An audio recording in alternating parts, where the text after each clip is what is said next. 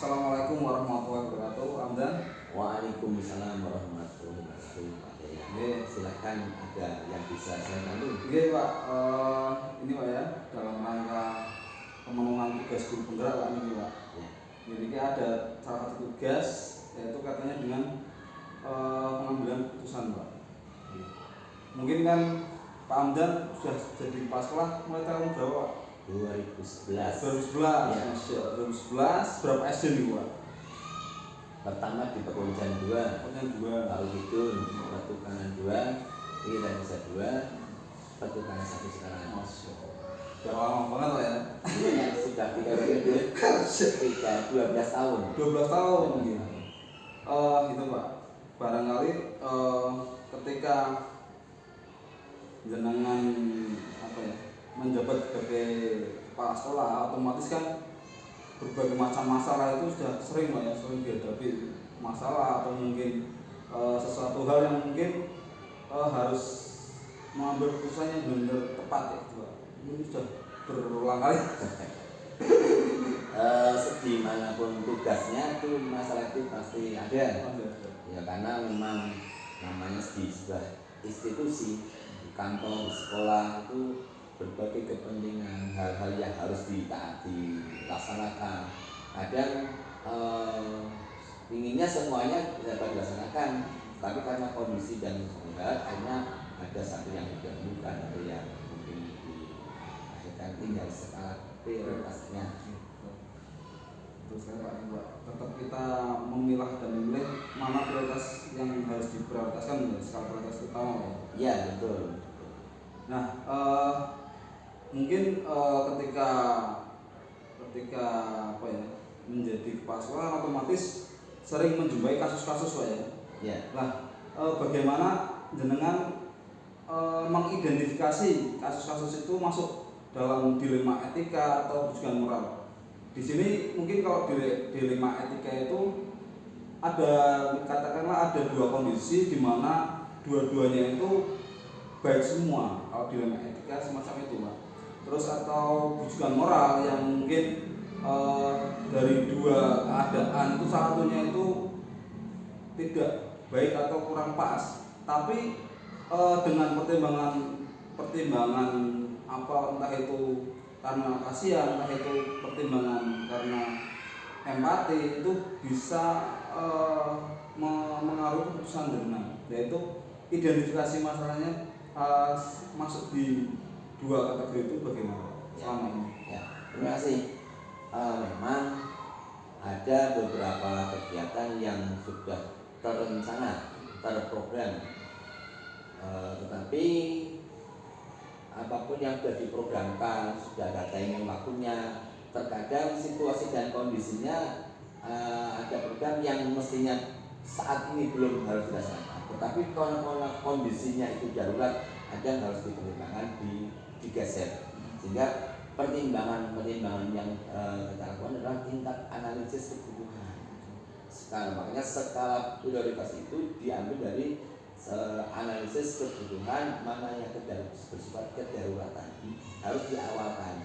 Itu yang sudah diprogram. Kadang juga ada kegiatan yang nampaknya itu bertentangan, tetapi semuanya itu mengandung kebaikan semua. Maka meskipun itu hal-hal baru yang belum terprogram, tapi kalau memang itu menjadi sebuah kebutuhan yang sangat menyangkut, harus disikapi, diawalkan, ya kita ambil itu.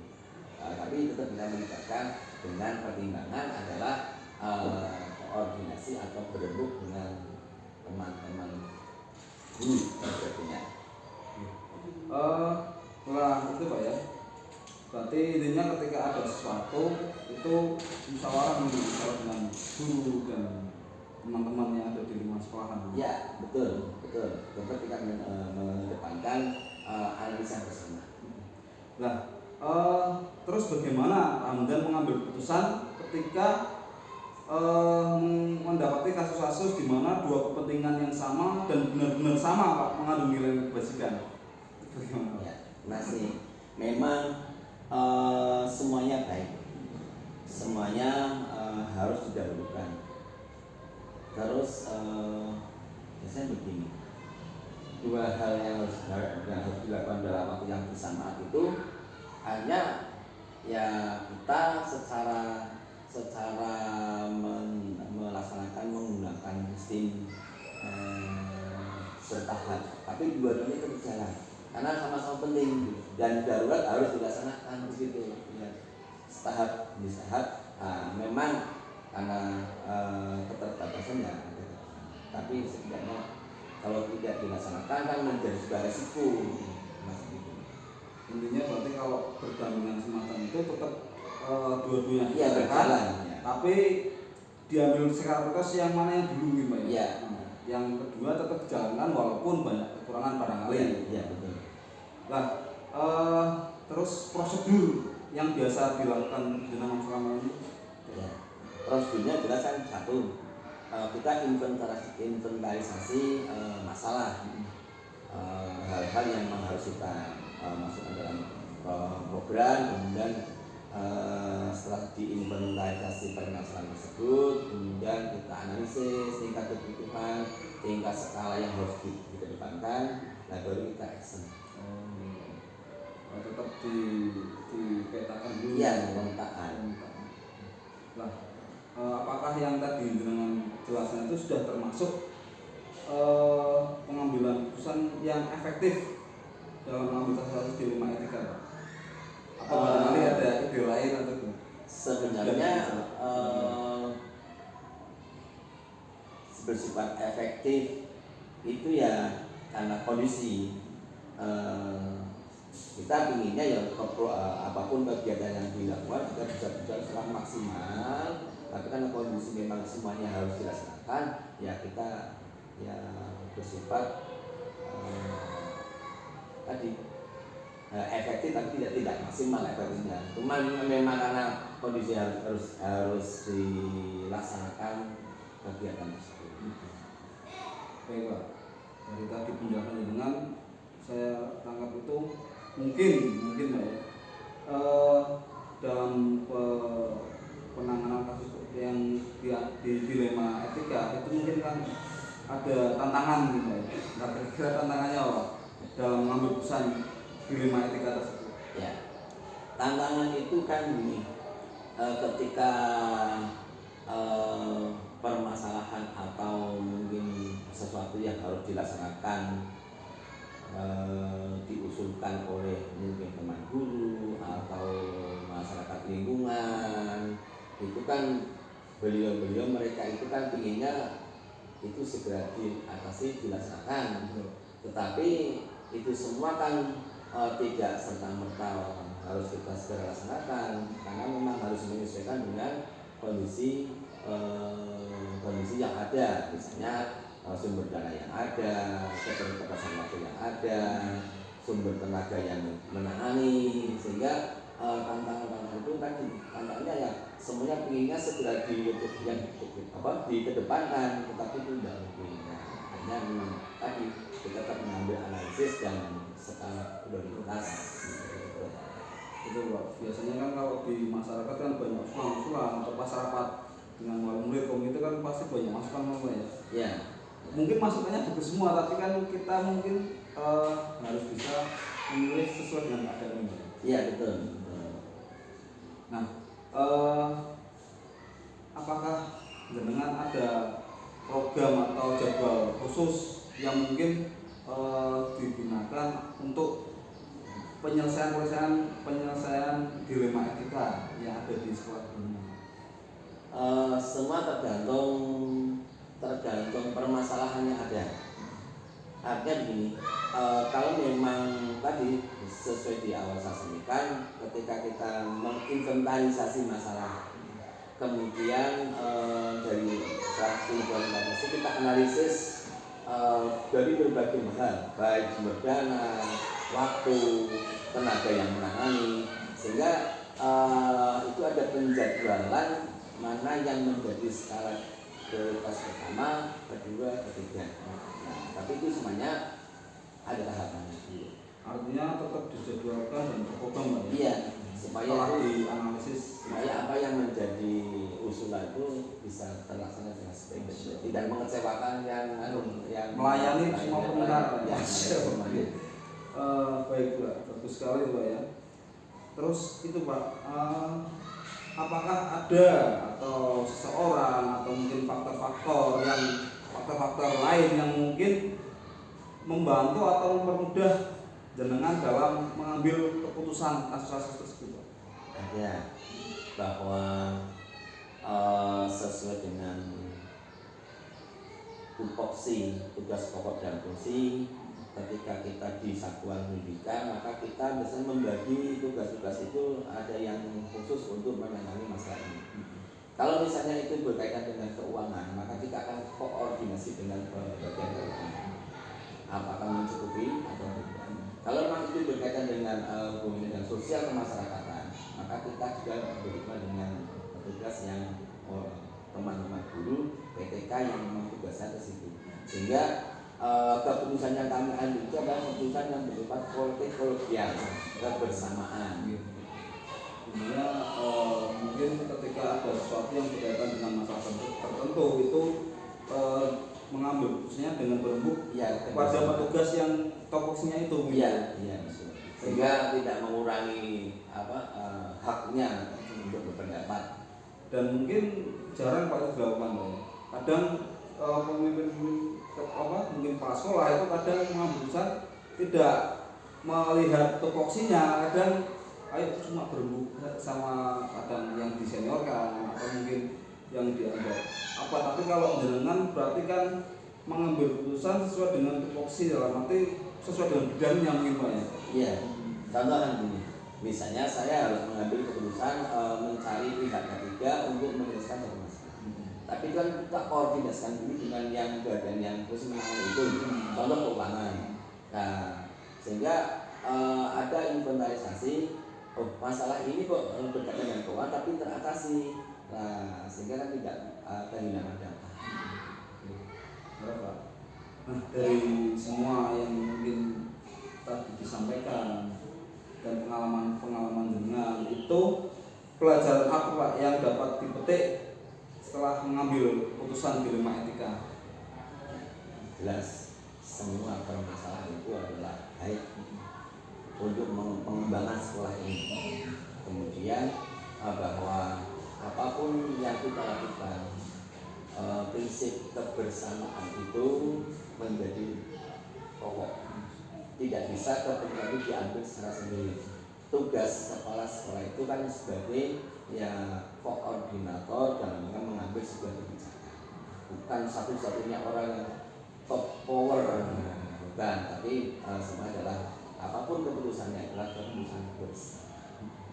Tapi gini Pak, kadang ini Pak ya, sebelum ada rapat atau sebelum ada pertemuan kan kadang kan misalkan ada mau mengambil keputusan nih, jenengan sedang share atau ngomong sama guru-guru suruh mengambil pendapat ya, nanti dirapatkan. Nah, kan kadang dimungkinkan guru-guru itu sudah berembuk sendiri Pak. Nanti ketika ditanya Pak Hamdan jawabnya kayak gini dikembangkan.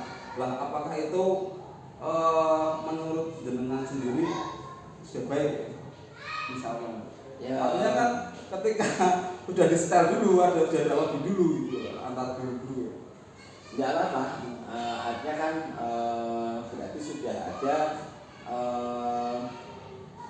koordinasi bagaimana nanti usulan ketika di forum rapat diusulkan pada kepala sekolah, sehingga usulan itu sudah menjadi bagian dari prinsip pemikiran kebersamaan. Jadi hanya mungkin saja kan di dalam forum rapat itu karena waktu dan sebagainya sehingga tidak sempat untuk menyampaikan pokok-pokok pemikiran tersebut, sehingga sudah dikoordinasikan di luar forum rapat baru disampaikan oleh perwakilan yang ditunjuk oleh teman-teman guru itu. Tidak apa-apa, itu guru-guru saja.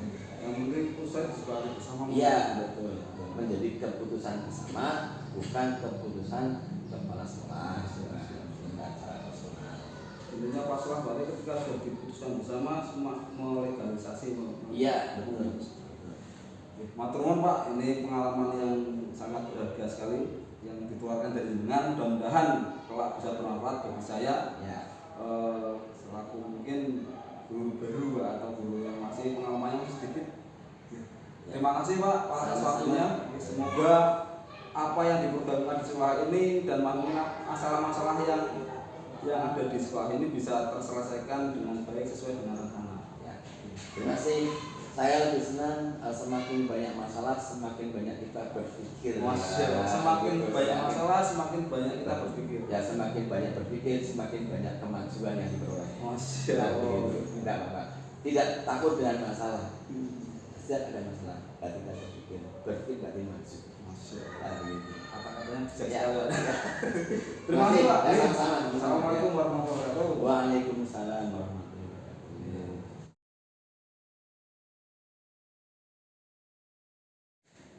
Assalamualaikum warahmatullahi wabarakatuh, Bu Turi. Waalaikumsalam warahmatullahi wabarakatuh, Pak Dea. Bagaimana kabarnya Bu? Alhamdulillah sehat selalu, Sehat. semangat selalu. Masya Allah. Sehat selalu, semangat selalu. Semangat selalu, Mantap ya. Bu. Niki Bu, sebelumnya mohon izin Bu. Iya. Niki kaitannya apa ya, tugas dari guru gerak Bu. Yang kemarin saya ikut program guru gerak. Nah, ini ada tugas diantaranya itu mewawancara kepala sekolah Bu. Oh iya. Kaitannya dalam bagaimana seorang kepala sekolah mengambil keputusan. Iya. Silakan Pak. Oke, ini Bu. Jenengan kan kepala sekolah dari tahun berapa Pak? Saya tahun 2022. 2022. Berarti hampir setahun. Satu tahun. Hampir satu tahun. Tapi kan sepak terjadinya sebelum dari kepala sekolah udah melawan buana kemana-mana. Alhamdulillah, masya Allah. Nah ini Bu, kaitannya tugas saya tadi kan artinya bagaimana kepala sekolah mengambil keputusan ya. Nah ini yang nanti akan saya mungkin apa ya istilahnya wawancara itu mungkin karena sudah menjadi kepala sekolah dan mungkin sudah ada pengalaman sebelumnya menjadi guru yang mungkin sepak terjangnya sudah kemana-mana, pasti kan jenengan mendapati atau menjumpai beberapa kasus Bu ya. Nah di sini yang ingin saya tanyakan kaitannya kasus-kasus tersebut itu masuk dalam masuk dalam dilema etika atau bujukan moral. Di sini kalau dilema etika itu kaitannya dengan mungkin ada dua kondisi atau dua keadaan yang dimana dua keadaan itu sama-sama benar mengandung nilai kebajikan, tapi kita harus menentukan salah satunya. Sedangkan mungkin yang dilema yang bujukan moral itu salah satunya ada yang nilai kebajikannya tidak baik atau mungkin melanggar hukum, akan tetapi dengan pertimbangan mungkin keadaan atau mungkin dengan pertimbangan tertentu yang mungkin keputusan itu harus diambil. Itu kaitannya dengan dua itu Bu, antara bujukan moral atau dilema etika. Nah, selama jenengan jadi kepala sekolah itu bagaimana cara jenengan mengidentifikasi kasus-kasus yang merupakan dilema etika atau bujukan moral? Barangkali sudah ada pengalaman. Ya. Terima kasih Pak Dayat, Iya. yang luar biasa. Ketika kita menghadapi sesuatu hal, masalah atau kasus itu dimanapun pasti ada, baik itu secara pribadi maupun secara lembaga atau instansi pasti ada. Namun demikian kita melihat dari sisi yang mana dulu sendiri.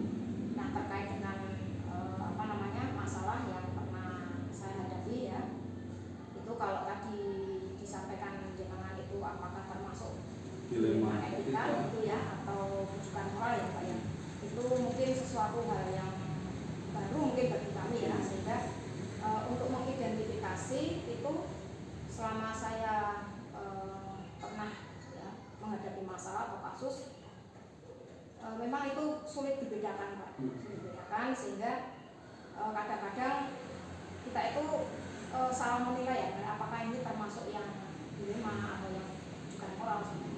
Nah selama ini yang saya identifikasi, yang pertama adalah seberapa berat masalah itu. Karena masalah kan ada yang ringan, ada yang berat. Kemudian apakah masalah itu menyangkut hanya pribadi atau berpengaruh dengan orang banyak, apalagi pengaruh dengan instansi, dalam halnya adalah sekolah. Apakah masalah itu bisa membawa dampak buruk, artinya sekolah itu bisa tercemar nama baiknya atau tidak, itu identifikasi sementara saya seperti itu. Yang berikutnya adalah masalah itu apakah sudah menyangkut pidana atau tidak. Kalau hanya sekedar wajar-wajar saja itu mungkin biasa kan, karena masalah itu kan dari berbagai hal, mungkin bisa guru, mungkin bisa murid, mungkin bahkan ada kaitannya dengan wali murid seperti itu. Sementara yang pernah saya berarti tiap ada kasus-kasus terus dilihat dulu itu timbang apakah ini berat termasuk atau masalah berat atau ringan, terus dampaknya itu bagi pribadi atau mungkin atau orang kelompok. banyak atau dalam hal ini sekolah ya, sekolah. Karena itu sangat luar biasa kalau masyarakat sampai mengetahui ada masalah di sekolah kan sangat pengaruhnya pas PPDB biasanya langsung seperti itu. Karena ada beberapa sekolah yang mungkin ada masalah, mungkin kaitannya keuangan atau masalah kondisi gurunya yang mungkin bagaimana itu kan menilai seperti itu dari bobot masalahnya. Lah terus bagaimana dengan ketika mengambil keputusan di sekolah, terutama kasus-kasus yang dua-duanya itu sama-sama mungkin sama penting atau sama-sama mengandung nilai kebajikan. Jadi ketika ada masalah, katakanlah A dan B punya masalah, kemudian otomatis menurut A benar, menurut B benar. Kemudian kita sebagai pimpinan itu kan juga akan mempertimbangkan, itu sulit ya. Artinya kalau saya mengatakan seperti A, mungkin bagi B tidak adil. Sehingga saya di sini yang saya pertimbangkan adalah atau mungkin nilai-nilai yang saya pegang, satu, nilai keadilan yang menurut saya. Karena adil tidak bagi A, adil tidak bagi B. Kemudian yang kedua, begini, ketika saya menghadapi masalah, kemudian yang bersangkutan, baik itu guru atau murid, itu kadang-kadang begini, ada rasa kalau bahasa Jawa itu ripuh ya. Nah, berarti kasihan gitu, kasihan. Sehingga kalau saya sesuaikan dengan aturan, tapi kok saya kasihan dengan itu, sehingga itu yang saya pertimbangkan adalah peraturan, tapi juga rasa kasihan juga Pak, seperti itu. Antara itu berarti mungkin nilai keadilannya, terus peraturannya bagaimana gitu. Terus ini kalau saya eksekusi ini kira-kira bagaimana, atau orangnya bagaimana, dampak sosial mungkin gitu. Itu luar biasa ketika menghadapi itu butuh pertimbangan yang sangat matang, karena mungkin ketika salah mengambil keputusan dampaknya bisa berakibat jangka panjang. Dan itu sisi moral saya juga beban moral seperti itu. Apalagi dengan asli sini tuh ya. Iya, masyarakat sini. Jadi kalau ada apa sedikit itu langsung sangat respon seperti itu. Terus itu Bu, ketika memutuskan atau mengambil keputusan atau mungkin mengidentifikasi, itu mungkin ada langkah-langkah yang biasa jenengan lakukan selama ini itu bagaimana? Iya, otomatis ketika akan memutuskan sesuatu hal itu kan saya pertimbangkan dulu ya. Saya pikir mana sisi baiknya, mana sisi buruknya, kemudian saya pertimbangkan sisi positifnya yang lebih banyak. Itu yang pertama. Yang kedua, saya kadang-kadang diskusi dengan salah satu guru yang saya anggap dalam tanda kutip bisa memberikan saran, karena ada mungkin tidak semua orang bisa kita ajak bicara. Sehingga saya pertama komunikasi dengan yang saya anggap bisa, dan baru setelah itu saya komunikasikan dengan guru-guru yang lain seperti itu. Kadang kalau kita mungkin salah ngomong sama orang Iya. atau misal ambil orang untuk Iya, diajak malah ngomong justru nanti di memperkeruh bawah, suasana. iya seperti itu. Gitu. Iya. Terus yang sudah jenengan lakukan itu hal-hal apa yang mungkin dianggap efektif Bu, untuk mengambil suatu keputusan? Yang saya anggap efektif ya itu tadi, satu saya mempertimbangkan kepentingan bersama, khususnya nama baik sekolah. Kemudian yang saya ambil agar efektif itu dampak dari yang bersangkutan, entah itu yang bermasalah murid, bagaimana dampak dengan murid ketika saya memutuskan A, bagaimana dampak yang lainnya seperti itu. Dan dulu juga seperti itu, apabila ada masalah, karena gini, di SD kami itu memang ada sebenarnya masalah tidak ya tidak. Artinya gini, ketika ada guru yang mengajar di kelas tetapi tidak linear. Nah, ini sebenarnya masalah juga ya, tetapi kita menyikapinya adalah karena memang tidak ada gurunya. Jadi ketika guru kelas kosong, kemudian ada pendaftar yang guru kelas kok tidak ada, yang ada kualifikasi yang lain, ya, maka dengan keterpaksaan memang saya terima. Karena pertimbangannya apa? Anak yang tidak terpengawai. Ini kan menjadi hal yang perlu pemikiran ya. Tapi mau bagaimana lagi sehingga iya seperti itu. Sehingga satu tadi kalau misalkan tidak ada gurunya, nama baik sekolah bagaimana di masyarakat. Dan anak-anaknya juga kasihan seperti itu. Karena itu Bu, kadang masalah yang kaitannya guru itu mungkin masalah bukan SD sini banyak itu, karena ya.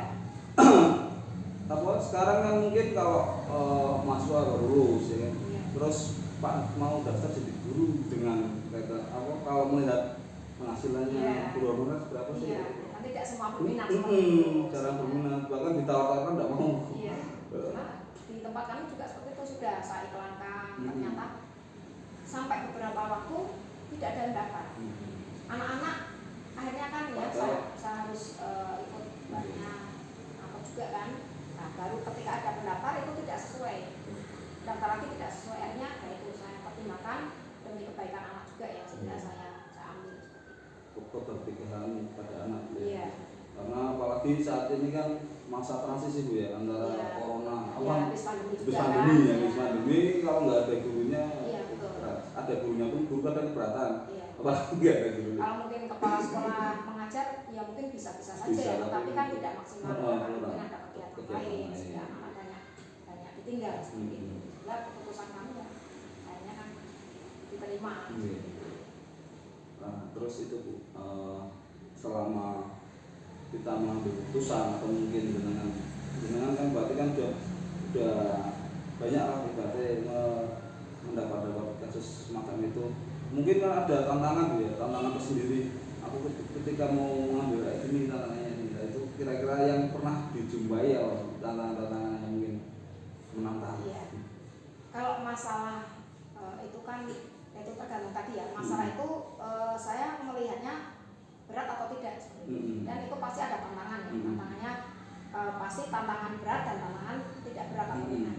Nah selama ini yang menurut saya menjadi sebuah tantangan dalam masalah adalah satu tadi yang ada rasa tidak enak tadi itu tantangan betul. Dan tantangan yang kedua adalah ketika aturan harus dijalankan, tetapi saya tidak akan menjalankan aturan itu karena nanti dampaknya ke yang lain seperti itu. Sehingga dua tantangan ini menurut saya sangat perlu pemikiran ya. Artinya satu ada rasa tidak enak dengan yang bersangkutan kalau saya memutuskan ini, yang di sisi lain saya ada aturan ya, aturan yang harus dijalankan. Tapi kan walaupun ada aturan kan harus kita ada kelulusan seperti itu yang dijalankan. Memang sebuah tantangan. Artinya memang kalau tidak sesuai dengan aturan saya juga bagaimana tapi ya harus diputuskan. Tapi memang itu Bu, kadang aturan kan dibuat kan secara umum Bu ya. Iya. Kadang kan tidak kalau kita kan yang di lapangan kan menyesuaikan dengan kondisi lapangan ya, juga. kondisi, Gitu. ya. Kalau kita saklek mah repot malah Bu. Ya, justru itu yang menjadi tantangannya itu tadi ya, karena ada aturan tapi ada kondisi kondisi, ada rasa kasihan juga. Nah, dalam jenengan mengambil keputusan atau mungkin mengidentifikasi masalah-masalah, biasanya kan mungkin ada skala prioritas, ada ini dikerjakan dulu, ini nanti gitu ya. Nah itu ketika menjalankan itu apakah terprogram atau secara otomatis tuh?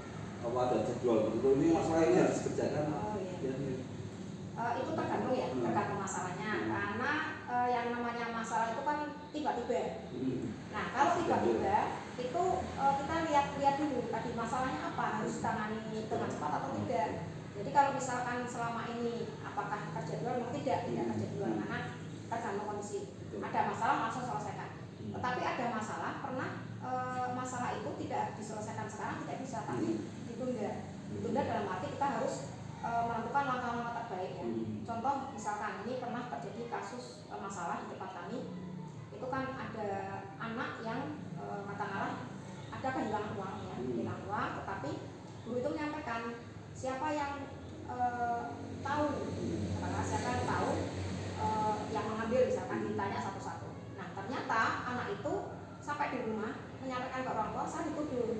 Nah itu kan jadi masalah, sehingga ini kan masalah yang harus diselesaikan segera.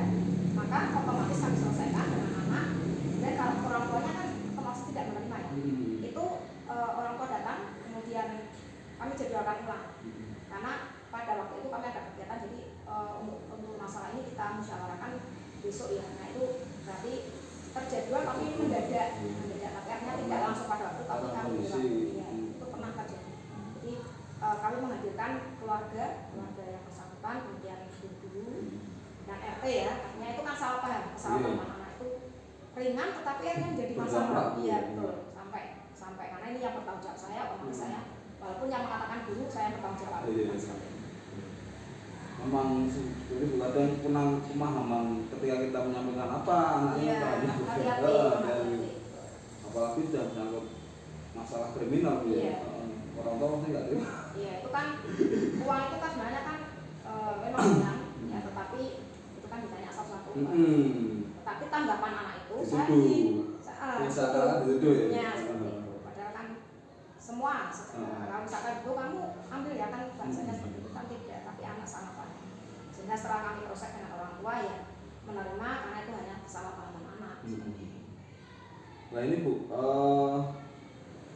dalam dengan mengambil keputusan atau mungkin menyelesaikan masalah-masalah itu apakah ada seseorang atau faktor-faktor tertentu atau siapalah yang mendukung dalam dengan mengambil keputusan, atau mungkin berkolaborasi dengan siapa atau dengan tokoh-tokoh siapa, itu ada yang bermudah?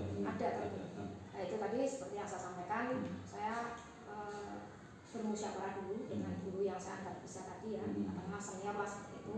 Baru setelah itu saya musyawarahkan dengan pendapat-pendapat guru lain, karena kan kalau kita hanya pendapat satu orang kan kita juga masih kalau dari beberapa orang barangkali ada ide-ide cemerlang kan, seperti itu baru saya sampaikan. Namun saya sudah punya pegangan dari guru senior seperti ini, nanti saya pertimbangkan dengan guru yang lain. Kemudian tergantung masalahnya juga, kalau memang itu menyangkut masyarakat, saya musyawarahnya dengan komite. Sehingga nanti lebih enak ya, karena komite kan sebagai jembatan ke masyarakat dan masalah. Intinya berarti jenengan melihat ini masalahnya terus konsultasinya ke orang yang tepat. Iya. Misalkan dengan masyarakat, di komite, kalau mungkin di dalam sekolah dengan guru senior atau yang mungkin dituakan itu yang berpengaruh. Karena kan kalau bisa ditangani kita sendiri, mengapa harus keluar? Kalau keluar nanti malah yang tidak tahu jadi tahu kan. Apalagi ketika yang diajak ngomong salah paham. Salah paham ya itu. Nah dari awal yang tadi jenengan sampaikan itu pasti ada pelajaran yang bisa dipetik Bu ya, datang mengambil keputusan. Pengalaman apa yang sudah dipetik barangkali nanti bisa sangat bermanfaat bagi saya. Ya tentu segala sesuatu itu memang ada pengalaman. Kita mengambil sisi baiknya, mengambil pelajaran seperti itu, sehingga dari pengambilan keputusan yang pernah saya lakukan ini, satu pelajarannya saya ambil ketika ketika kita memutuskan sesuatu itu tidak serta merta itu saja, tidak. Tetapi satu perlu dipertimbangkan. Yang kedua, dilihat dulu sisi positifnya lebih banyak yang mana, sisi negatif atau positifnya. Kalau pengambilan keputusannya ternyata banyak yang negatifnya, ya jangan. Yang ketiga, kita perlu berkolaborasi atau bermusyawarah dengan orang-orang di sekitar kita atau warga sekolah yang kita anggap dapat dipercaya. Jadi itu ya pelajarannya. Kemudian memutuskan itu sesuatu itu perlu pertimbangan secara matang dan melihat satu kondisi situasi dan kondisi, kemudian pengaruh tidak dengan lembaga, dengan instansi, pengaruhnya bagaimana dengan yang bersangkutan. Mengambil keputusan harus itu berarti garis besarnya mengambil keputusan itu harus mempertimbangkan dampaknya bagaimana. Iya, terus musyawarah dulu. Tapi berarti sebelum dengan musyawarah itu sudah mengidentifikasi dan menimbang dulu ya. Iya. Ini paling tidak secara pribadi kan menurut saya ini baiknya seperti itu. Tapi kan kita tidak bisa memutuskan. Dan konsultasi dengan ternyata pendapat saya ada dukungan. Kalau tidak berarti saya pikir lagi, minta pendapat yang lainnya, baru kita bareng-bareng kita putuskan. Sehingga keputusan yang diambil itu memang benar-benar sudah matang ya. Iya betul, dan untuk kepentingan bersama tentunya. Ibu, terima kasih yang sudah berbagi pengalaman yang sangat beragam karena dengan lebih malang buana lah, saya guru baru yang butuh pengalaman. Luar biasa dengan juga ya sebagai guru penggerak luar biasa ya, dan sukses selalu Pak ya. Amin Bu. Dan buat videonya kita sama-sama berbagi karena yang namanya ilmu itu tidak hanya dari senior atau junior, kita bisa mengambil ilmu dari junior kita juga kan. Mana yang baik kita ambil, tidak usah merasa sudah bisa. Matur nuwun kula derek pamit. Oke, matur nuwun sampai-sampai. Assalamualaikum warahmatullahi wabarakatuh. Waalaikumsalam warahmatullahi wabarakatuh. Assalamualaikum warahmatullahi wabarakatuh. Waalaikumsalam warahmatullahi wabarakatuh. Alhamdulillah sehat selalu, rezeki lancar. Alhamdulillah. Ini Pak Untung, saya kan dalam akhir-akhir ini masih mengikuti program pendidikan guru gerak Pak. Ya. Nah ini badai ini dengan ada tugas itu salah satunya mewawancara kepala sekolah Pak yang ada di lingkungan sekitar tempat saya mengajar. Ya. Kaitannya dengan bagaimana seorang kepala sekolah mengambil suatu keputusan. Ya. Nah di sini lebih spesifiknya itu bagaimana ketika kepala sekolah itu mendapati atau menjumpai suatu kasus di mana kasus itu mengandung unsur dilema etika atau mungkin kejujuran moral. Dilema etika maksudnya itu barangkali karena mungkin jenengan sudah bertahun-tahun jadi kepala sekolah menjumpai kasus yang dimana dua keadaan yang dua-duanya itu saling mengandung unsur kebajikan dan jenengan diharuskan untuk memilih salah satu dari dua keadaan tersebut. Terus yang kejujuran moral itu kaitannya dengan dua keadaan juga atau 2 sampai 3 keadaan. Akan tetapi salah satu dari kasus itu ada yang mengandung unsur pidana atau mungkin mengandung kesalahan. Akan tetapi karena mungkin ada pertimbangan belas kasihan atau mungkin pertimbangan nanti ketika keputusan diambil itu bagaimana dampaknya jangka panjang atau mungkin dampaknya bagi sekolah bagaimana, itu perlu diperhatikan walaupun kadang suatu kasus itu melanggar hukum atau melanggar aturan. Mungkin nyatanya seperti itu. Nah, yang ingin saya tanyakan, bagaimana cara Pak Untung itu mengidentifikasi kasus-kasus yang mungkin sudah pernah terjadi di sekolah jenengan itu termasuk dilema etika atau mungkin juga cara mengidentifikasinya bagaimana? Terima kasih atas pertanyaannya.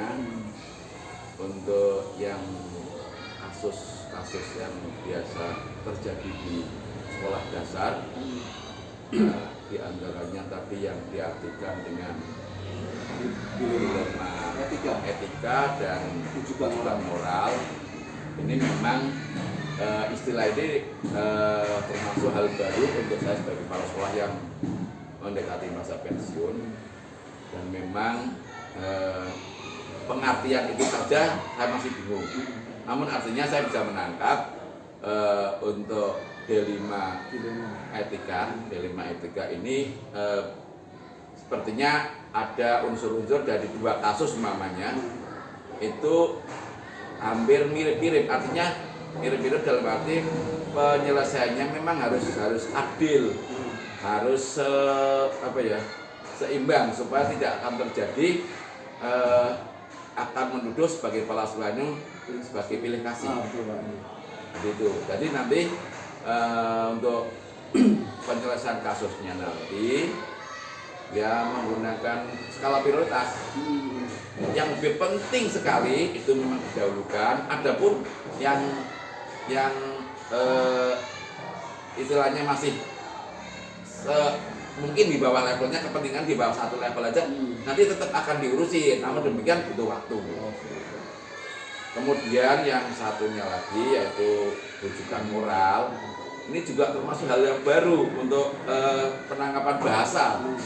Namun demikian saya bisa menangkap untuk rujukan moral ini adalah semacam ada ini ya, karena bahasanya bujukan. Jadi bahasa bujukan itu kadang-kadang ya konotasinya negatif ya. Karena biasanya itu kalau diartikan bujukan setan gitu, jadi artinya konotasinya negatif. Kiranya itu untuk bujukan moral ini ya kita pengambil keputusannya ya jelas yang sangat benar. Namun demikian kita tidak menutup kemungkinan dengan pertimbangan seperti mungkin kalau ini ada unsur pidananya, namun demikian bisa karena di usia SD ini untuk unsur pidananya itu masih apa ya, relevan tidak ada gitu, minim sekali lah gitu masih seperti itu. Jadi nanti untuk penyelesaian kasusnya ya memang yang jelas itu diutamakan yang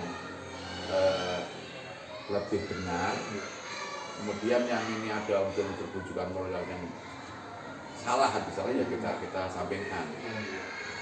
Berarti intinya ketika mendapati suatu kasus semacam itu ditimbang dulu ya. Ditimbang mana yang mungkin lebih prioritas yang mana, terus yang lebih di kemungkinan untuk dilaksanakan dan membuahkan hasil yang mungkin berpengaruh baik itu yang mana itu Pak? Iya. Yang diambil itu skala prioritas itu. Lah misalkan ini satu kasus mungkin juga mau lah. Ketika ada kelas 6 kan ini hampir mendekati garis finish saya hampir lulus. Terus kelas 6 tersebut katakanlah di tetangganya atau di sekolahan barangkali mengambil uang pak gurunya atau bu gurunya. Itu kan termasuk jenis pelanggaran mungkin ya. Akan tetapi posisinya sudah kelas 6. Ini kan mungkin jadi pemikiran gitu ya. Ini kelas 6 kalau misalkan penyikapannya itu bagaimana? Kalau saya salah ambil keputusan, nanti jawabannya kira-kira kalau mendapati suatu kasus semacam itu berikut Pak solusinya.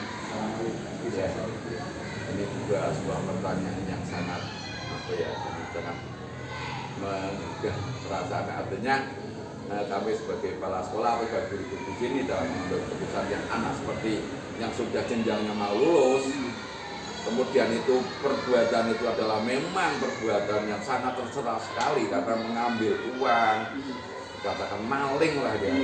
Jadi maling itu memang sangat tercela, dan walaupun itu anak kecil biasanya ya tetap ada semacam sanksi. Nah, dalam mengambil sanksi kita memang sebagai guru tidak serta-merta mengambil sanksi dengan cara yang membabi buta. Kita tetap pengambilan sanksi ini memberi hukumannya itu ya agar mendidik. Nah, sebab ada unsur mendidiknya. Dan diharapkan dengan mendidik itu juga menjadi cerah, tidak mengulangi lagi. Nah, tetap kalau di sini sudah tadi dikatakan sudah kelas 6, memang ya apanya saat ini yang sudah tinggal ulangan SAS atau sumatif akhir semester, kemudian nanti dilanjut SSB yaitu sumatif satuan pendidikan. Ini kan tinggal dua poin lah, 2 poin ujian lah dengan 2 itu yang memang diharapkan untuk tetap ikut ujian dan sebagainya. Namun demikian kita pantau. Jadi sanksi itu kita menggunakan pantau dan tidak jelas-jelasnya kita memberi melobi orang tua, kemudian kita juga memberi semacam siraman rohani lah. Kalau siraman rohani tetap kita unsur agamanya kita tonjolkan. Intinya berarti ketika mendapati kasus semacam itu tetap kita berpihak pada anak loh. Jangan sampai ketika putusan yang kita ambil malah membuat anak mungkin putus sekolah, malah jadi anak-anak yang kurang pas, mungkin begitu anak itu kamu. Iya, karena anak ini masanya masih jauh. Jadi harapannya dengan berjalannya waktu dia akan bisa berubah sendiri. Namun demikian kita tetap mantau, kemudian tetap memberi sikadi, mengarahkan ya ke agamanya, itu yang kita ambilkan.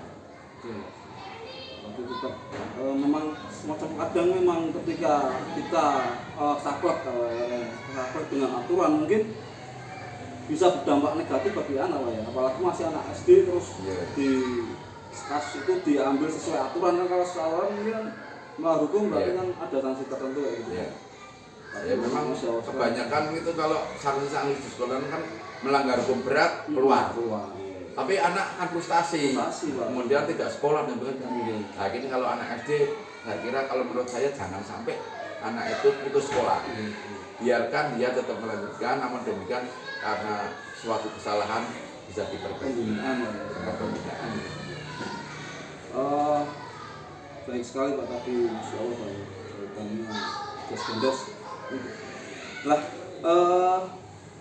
terus dalam jenengan mungkin karena sudah bertahun-tahun jadi Pak sekolah, itu kan pasti ada tantangan Pak ya ketika menghadapi kasus-kasus semacam itu. Kasus-kasusnya mungkin entah itu di etika atau jamu, pasti kan ada tantangan atau mungkin perasaan yang bagaimana yang mungkin merupakan tantangan jenengan. Kira-kira kalaupun ada tantangannya semacam awal jadi itu jelas ada tantangan. Seperti contoh ketika kita menentukan sama-sama itu benar, sama-sama itulah adalah punya kepentingan yang baik. Misalnya dicontohkan tadi dengan lomba tapi belum ada sisi lain, Pak Bos belum cair sehingga untuk mendanai lomba ini kesulitan. Namun demikian itu harus berjalan semua. Nah ini ketika memutuskan salah satunya tetap ikut lomba dengan cara hutang gitu Pak, hutang dulu atau meminjam pihak ketiga, ini tentu saja pihak bendahara ini akan sakit hati. Namun demikian ya kita baik-baiklah memberi pengertian. Intinya tetap misalkan semacam ini kita dijalankan dengan solusi lain Pak yang tidak menyesali dan tidak membuat kecewa dengan memberikan suatu pencerahan mungkin nanti kan juga akan terselesaikan gitu. Demikian juga kalau kita ke rujukan moral tadi yang dikatakan rujukan moral, ketika kita menentukan sikap ya ada tantangan jelas, apalagi pihak yang istilahnya salah namanya. Itu kalau di justice salah itu biasanya sakit hati. Walaupun salah tapi di justice salah sakit hati. Namun demikian ya kita memberi arahan yang baik sehingga tidak terjadi sakit hati berlarut-larut. Bahkan kalau misalkan kasus tersebut sudah sampai ke masyarakat, kadang kan ketika kita itu masih di sekolahan padahal udah nyolong masa sekolah, berarti kan kurang tegas ini. Kadang netizen kan sama itu Pak ya, masyarakat. Itu juga mungkin termasuk tantangan juga ya. Tantangan. Jadi apa-apa. Kita berpedoman pada mendewasakan anak. Jadi anak ini tetap biar berkembang, anak masih usia sekolah ya biar sekolah, jangan sampai putus sekolah. Baik Pak, lah untuk mengambil keputusan atau mungkin ketika penyelesaian masalah itu biasanya selama ini dengan apakah ada faktor-faktor tertentu atau mungkin seseorang atau mungkin relasi Pak ya yang diajak rembuk atau diajak ngobrol dalam dengan mengambil keputusan atau bagaimana Pak? Ya. Untuk pengambilan keputusan, untuk keputusan-keputusan yang bisa saya selesaikan dan tidak berdampak yang istilahnya lebih besar, ini biasanya mengambil keputusan dengan saya sendiri. Namun demikian kalau ada dampak-dampak yang akan mengenai dengan tadi yang mungkin relasi, mungkin teman sejawat, ini saya akan berembuk dulu, saya akan mengeputuskan seperti ini, kira-kira tepat apa tidak, ini melalui proses berembuk. Jadi ada sisi yang harus saya tentukan sendiri, ada juga yang harus melalui penembukan. Ada yang saya tetap menerima masukan dari teman-teman sejawat. Kalau kira-kiranya masukan bisa saya gunakan, juga baik dan sebagainya. Intinya berarti sebelum diflorkan ke guru atau mungkin di rapat sekolah, dengan nimbang dulu Pak ya, ini masalah kira-kira dampaknya bagaimana. Kalau memang bisa saya putuskan sendiri tak putuskan, tapi kalau misalkan berdampak besar nanti bisa rendah. Sehingga mungkin ketika keputusannya diambil bisa lebih kuat Pak ya dengan banyak banyak yang sepakat kan otomatis. Betul. Jadi keputusan itu tidak sepihak, kemudian ya kita kan mencari masukan dulu. Apakah benar-benar serta-merta kita mengambil keputusan tanpa ada masukan dari lain kan mungkin juga akan salah. Maka dari itu kalau memang itu sudah jelas-jelas belum tentu istilahnya apa ya, masih ngambang suatu kegenangan, kita mencari masukan-masukan dulu. Tapi gini Pak, kadang ini misalkan ada suatu masalah, terus Pak Solah mau berembuk atau mau rapat dengan guru-guru. Kadang kan di satu lingkungan sekolah itu ada guru yang mungkin diseniorkan atau mungkin guru berpengaruh di situ. Nah, ketika tahu Pak Sekolah mau mengadakan rapat, mau mengambil keputusan, kadang guru yang ditokohkan atau diseniorkan itu lobby dulu sama teman-temannya. Ini nanti kalau Pak Sekolah tanya ini nanti jawabnya ini ya, kompak kayak gini. Walaupun kadang ada salah satu guru yang tidak sepakat dengan pendapat guru senior itu. Nah, apakah ketika pengambilan keputusan dengan cara mungkin berembuk itu dirasa efektif kalau misalkan ada lobby semacam itu, atau ada pertimbangan kan? Ya, nanti untuk pertanyaan yang ini memang karena mungkin ketidaktahuan sebagai kepala sekolah, ada seorang guru yang lebih diseniorkan kemudian mencari muka dengan melebih itu, ya kita kan satu sebagai seorang manajerial itu sudah melalui pengamatan yang jauh, sehingga ketika ada ajaran seperti itu sepertinya bisa membaca, bisa lihat gelagat-gelagatnya yang seperti itu, sehingga insya Allah tidak terjadi yang terjadi. Kemudian kita memang harus menjalin hubungan kekeluargaan antara ini, jadi tidak akan dijebak seperti itu. Kalau kita menjalin hubungannya salah, itu akan dijebak. Artinya apa? Antara guru dan kepala sekolah, antara pimpinan dan bawahan atau katakan anak buah, itu memang harus terjalin hubungan yang betul-betul harmonis. Kalau memang tidak terjalin seperti itu, ya seperti itu tadi akan dibully atau dijebak gitu loh. Dengan cara seperti ini ketika ada kesepakatan sendiri dan sebagainya. Nah selama ini alhamdulillah yang saya alami sebagai kepala sekolah dari beberapa tahun lah, itu alhamdulillah belum pernah terjadi seperti itu.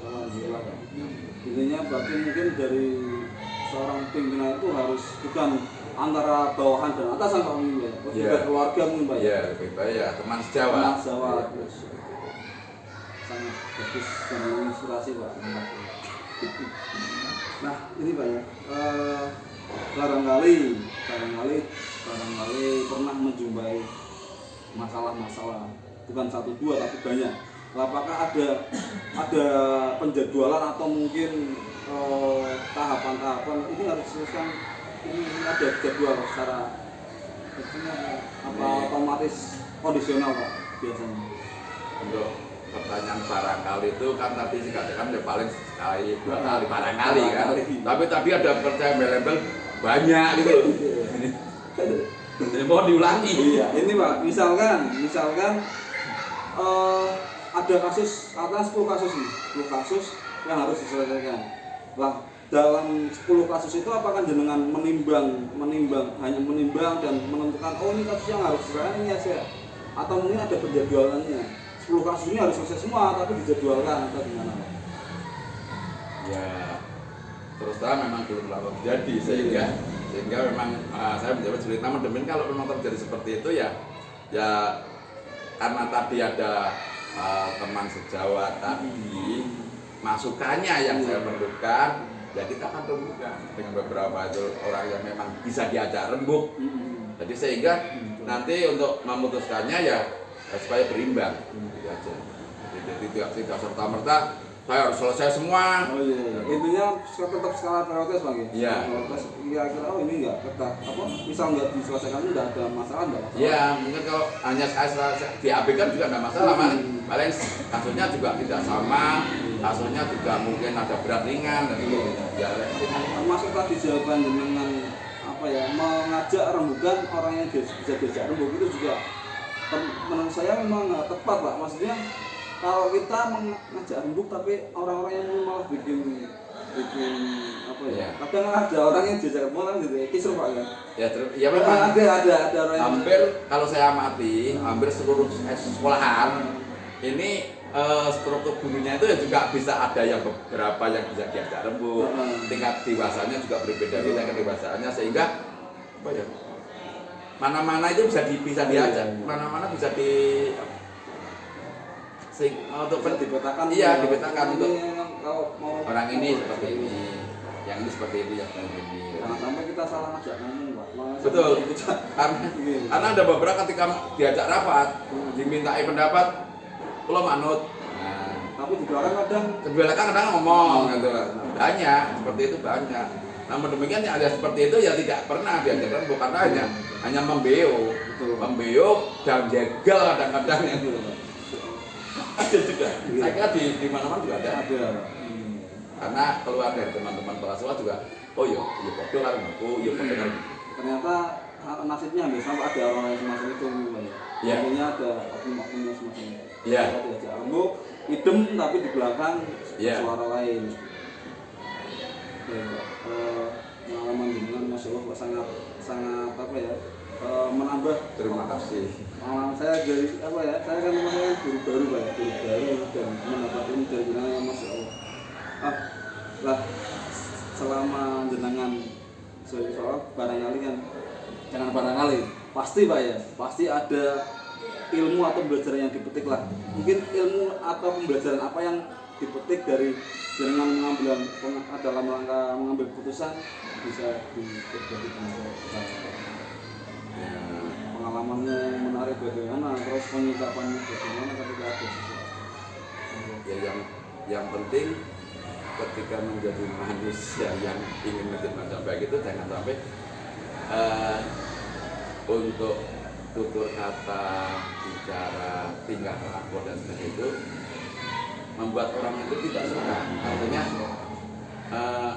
kalau kita tutur katanya sudah orang menilai jelek, itu nanti kan tidak akan dipercaya. Kemudian termasuk tingkah laku, ketika tingkah lakunya A, tapi tutur katanya B, itu juga akan beda. Untuk itu sebenarnya kita mengandung dengan prinsip moral lah. Moral kita itu kita jaga. Jadi dengan memberi contoh nih Pak, tingkah laku, tutur kata. Iya. Jadi itu ngaso sing tulodo bahasa. Ya, ngaso sing tulodo. Jadi kita di depan yang memberi contoh lah. Itu seperti itu. Paling itu yang biasa saya lakukan. Kalau kita mau berbuat seperti ini, kalau dilihat teman-teman juga. Jadi kita melihat situasi. Tidak serta-merta kita melakukan contoh namanya ketika saya mengatakan bahwa memakai sandal itu tolong menggunakan apa? Yang masukkan dulu kaki kanan maunya. Tapi saya pakai kiri itu kan juga cuma saya ngomong gitu, seperti itu. Contoh itu aja. Intinya berarti lebih ke memberi contoh Pak ya, daripada Ya, memberi apa misalkan justice atau misalkan ini Ya. gimana ini ya, lebih memberi Kalau contoh. memberi justice itu nanti dampaknya sepertinya apa ya?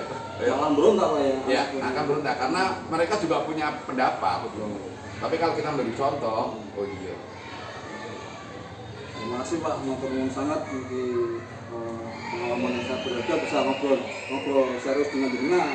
Saya kan biasanya kan di lapangan kan kadang Pak ya, Iya. ngobrol santai gitu terus ternyata banyak ilmu yang bisa saya dapat Pak. Matur nuwun dan saya mohon maaf barangkali lagi nih Pak. Ya enggak apa-apa. Barangkali ada tutur kata yang kurang berkenan, saya mohon maaf dan pamit Pak. Ya, terima kasih atas rawuhnya. Kemudian juga mau mewawancari saya. Kemudian juga apa yang saya sampaikan juga mungkin ada tutur kata yang kurang berkenan juga. Ya mohon dimaafkan. Dan seperti ini keadaan saya dari para sekolah aja seperti ini. Mungkin banyak sekali kekurangan karena sebagai manusia. Saya tahu manusia itu banyak kurangnya daripada lebih. Amin. Assalamualaikum warahmatullahi wabarakatuh. Waalaikumsalam warahmatullahi wabarakatuh. Tujuan Gonjur meneruskan perjalanan, meneruskan pekerjaan sehingga bisa selesai apa yang bisa kita. Semoga jenengan sehat selalu, berkah dan Amin. banyak manfaat. Amin.